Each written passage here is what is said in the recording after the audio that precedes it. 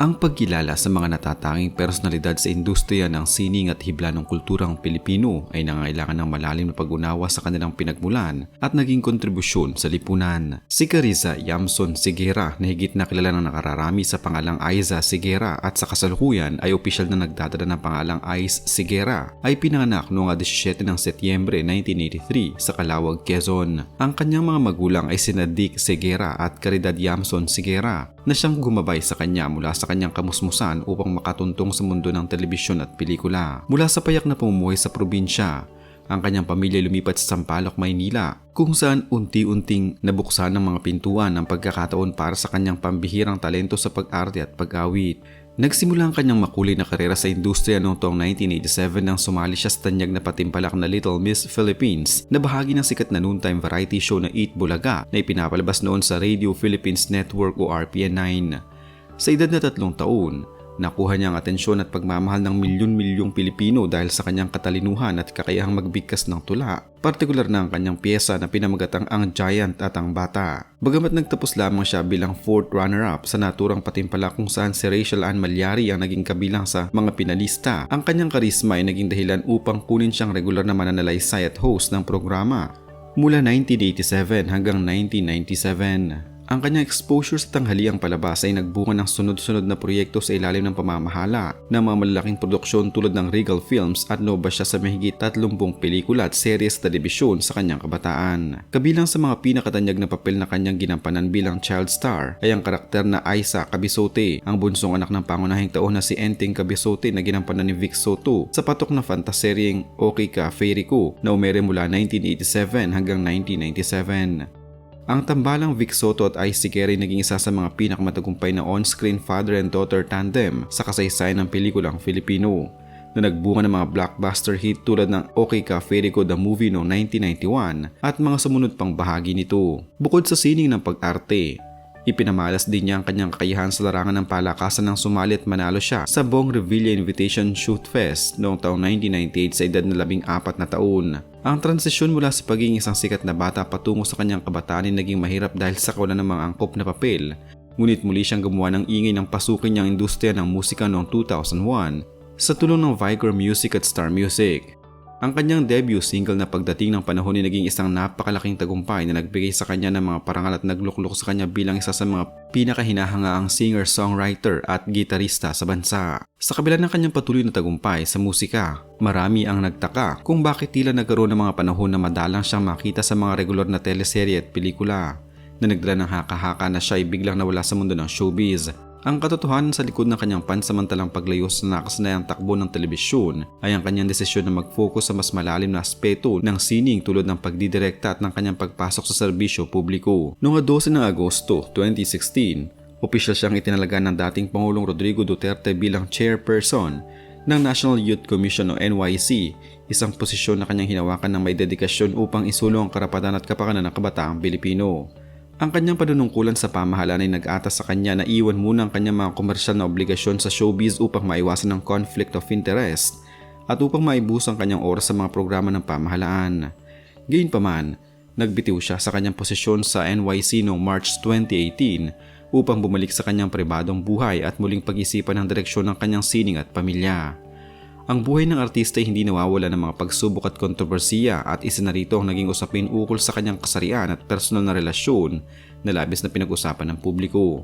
Noong taong 2007, unang nagladlad si Siguera bilang isang lesbian ngunit sa kanyang patuloy na pag-unawa sa sarili noong taong 2014 ay hayagan niyang idineklara na siya isang transgender man at hiningi ang paggamit ng pangalang Ice.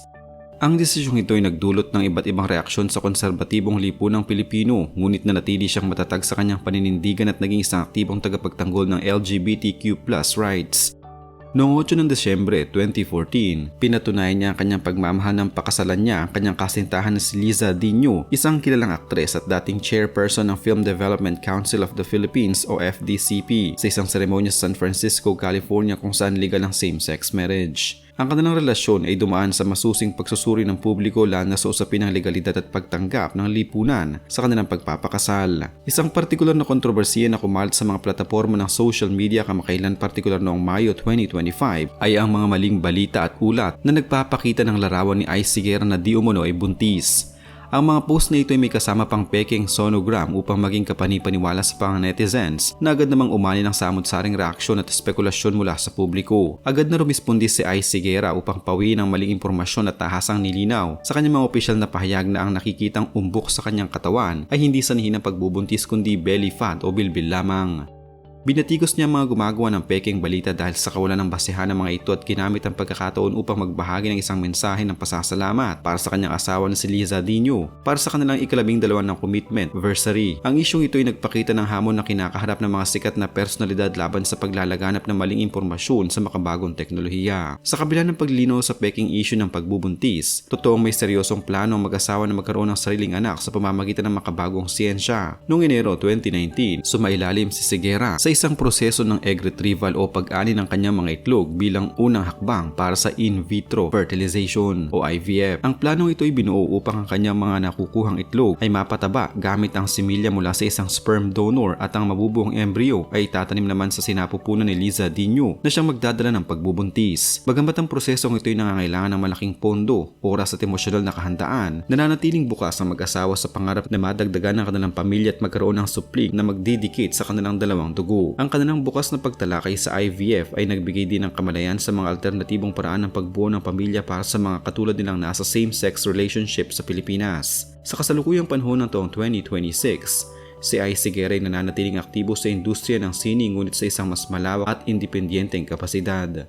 Kasalukuyan niyang pinamamahalaan ang kanyang sariling kumpanya, ang Fire and Ice Entertainment, kasama ang kanyang asawa na si Liza Dino. Ang kumpanyang ito ay nakatutok sa pagbuo ng mga konsyerto, pamamahala ng mga artista, paggawa ng mga pelikula at mga produksyon sa teatro. Para sa taong 2026, naglabas ang kumpanya ng mga bagong proyekto kabilang ang extended play o EP na pinamagatang Tamang Panahon para kay Higuera at iba pang mga musika para sa mga artistang tulad ni na Princess Velasco at ang grupong Divine Divas. Ang kanyang pagiging direktor ay mas nagliyab pa dahil siya mismo ang nagdirekta ng kanyang sariling malalaking pagtatanghal at ng iba pang mga sikat na mga awit sa bansa, na nagpatunay na ang kanyang talento ay lumampas na sa pagiging isang interpreter lamang ng kanta. Ang pinakahuling balita at ukol sa kanyang mga pagtatanghal ay ang muling pagsasagawa ng kanyang matagumpay na Memoir Concert na pinamagatang Being Ice Live noong 27 ng Pebrero 2026 sa New Frontier Theater sa Cubao, Quezon City. Ang pagtatanghal na ito ay tinuring na isang simbolikong pagbabalik dahil ang naturang lugar ay saksi sa kanyang mga milestones noong siya isang child star pa lamang.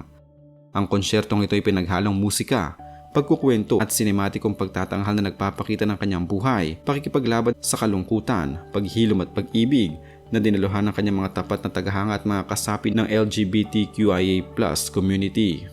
Isa pang kapanapanabik na balita para sa mga tagahanga ng klasikong showbiz ay ang pinaplanong muling pagsasama ni Vic Soto at Ice Higuera sa isang bagong pelikula na pinupuntirya para sa darating holiday season ng Disyembre at posibleng isali sa Metro Manila Film Festival o MMFF. Ang proyektong ito na unang nabitawan ng mga detalye noong Hunyo 2026 ay naglalayang muling buhay ng kanilang sikat na tambalan pagkatapos ng halos 4 na dekada mula nang una silang magkasama sa telebisyon.